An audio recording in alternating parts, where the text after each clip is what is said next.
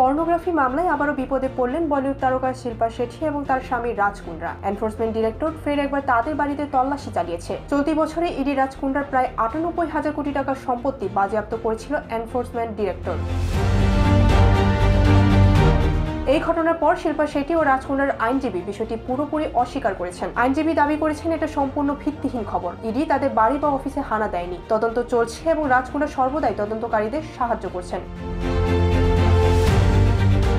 এদিকে পর্নোগ্রাফি কাণ্ডের তদন্তে মুম্বাই পুলিশের অপরাধ দমন শাখা হটশট নামক একটি অ্যাপের সন্ধান পায়। ওই অ্যাপটি পরিচালনা করতেন রাজ কুন্দ্রা। বিভিন্ন সার্ভার থেকে পর্নোগ্রাফির ভিডিও এবং স্বল্প ও দীর্ঘদৈর্ঘ্যের ভিডিও উদ্ধার করা হয়। অভিযোগ উঠেছে মোবাইল অ্যাপের মাধ্যমে রাজ কুন্দ্রা এই ধরনের ছবি তৈরি করতেন এবং সেগুলো বিক্রি করতেন। তাছাড়া বিদেশে এই চক্রের বিস্তার ঘটেছিল বলেও দাবি করা হচ্ছে।